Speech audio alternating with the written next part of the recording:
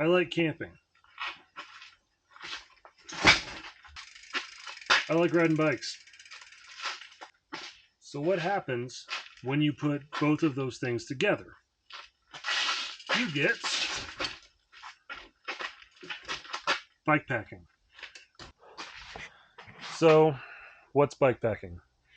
So bikepacking is when you take a bunch of camping gear and you put it on your bike and you go somewhere and you camp. It's pretty self-explanatory. When did I get introduced to bikepacking? So it started during Tour Divide. So back in 2011, I did this big mountain biking race from Canada to Mexico, following along the Continental Divide. And this race is about 2,700 miles, and you kind of just start up in Canada, and then you just go to Mexico. And there's a route. Everybody's on the same route, but you don't where you camp for the night, what food you get. Basically, it's all self-supported. So whatever you want to take on that trip, you pack it with you, right? And I did that. It took me like 30 days. I didn't die, and I've got enough stories from that to fill an entire video series. And I wanted to get back into bikepacking recently. And so I decided to, fit out one of my bikes with racks and with bags and all the things that I would need to, get back out there. But then I realized that's incredibly expensive for some reason. Because let me show you what I'm working with.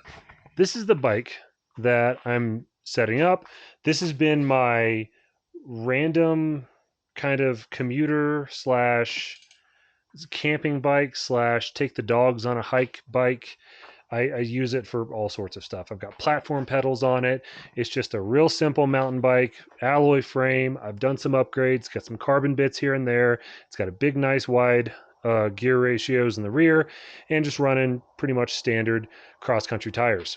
Right now, I have it set up with some old man mountain racks that are axle mounted so they can hold a bunch of weight.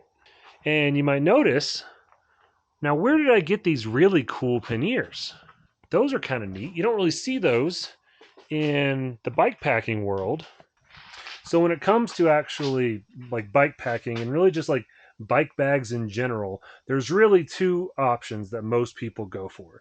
You either get some really cheap Chinese made junk that's probably going to fall apart on you, but it's going to do the job for at least a season or two, right? So if you don't know what to buy or what's going to fit your bike, you go cheap and you figure your stuff out. The other option is to order some bespoke, handcrafted, free range, vegan organic bag from a guy who makes 7 per year out of the back of his Sprinter van.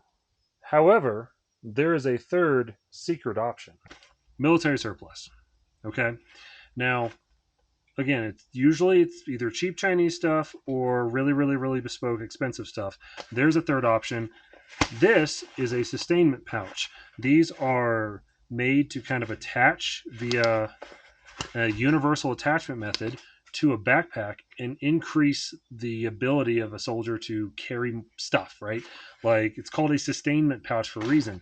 It adds another 350 cubic inches to a loadout. So if you want more food, water, camping, whatever you want, like, this is a good unit for it. And they're $7 a piece. I kitted out my bike with 4 of these things for like 28 bucks. A pannier that would fit these racks generally go for well over $100 per bag. Here's another really fun little thing that a lot of people put on their bikes. So this is a bottle holder essentially that will attach to your handlebars. These are a really good way to carry more water because water is really essential when you're going out, by yourself and camping. This is a Moose Trex. I mean, this isn't really that expensive. I would consider this kind of, Chinese, whatever. But, I mean, this was still like 25 bucks when I bought it.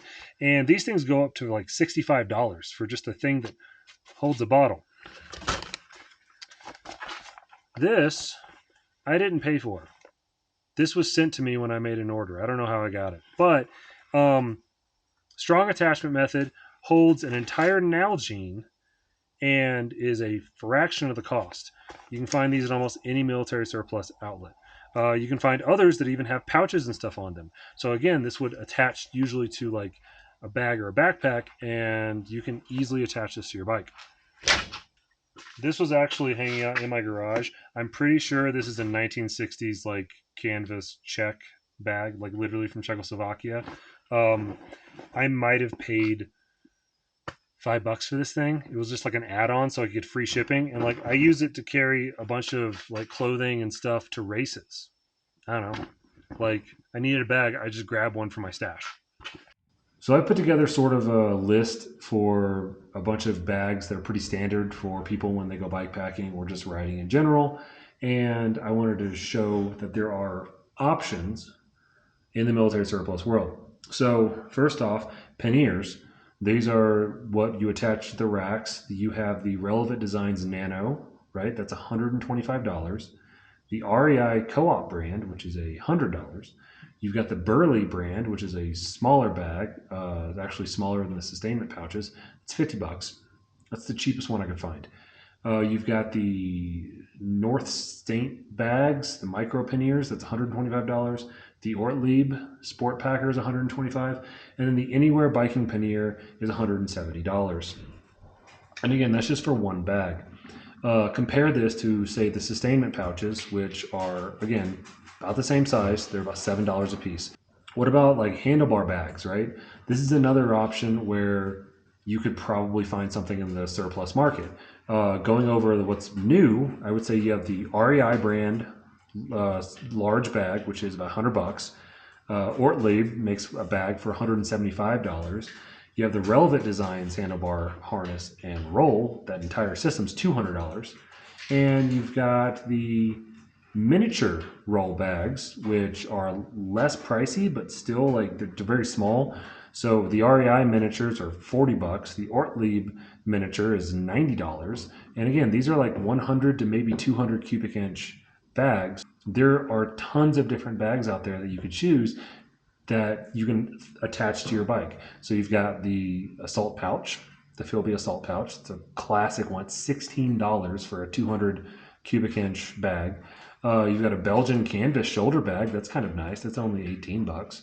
Swedish military surplus shoulder bag. That's 30. Italian shoulder bag. That's 35. That's a pretty big bag. You've got a Romanian canvas shoulder bag. That's $35.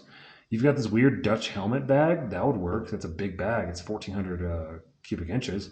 And again, you got the sustainment pouches. That's $7. You could attach most of these to your bike pretty easily by using some locking straps, right? Most people will think about locking straps and they think like volley, those like ski straps and stuff, which are fantastic. I have a few, but you could also find surplus locking straps, a 4-pack for $9. You can't beat that. Obviously, they're like bike specific bags. I'm not saying that you can find like a frame bag here as a surplus item. I'm not saying that.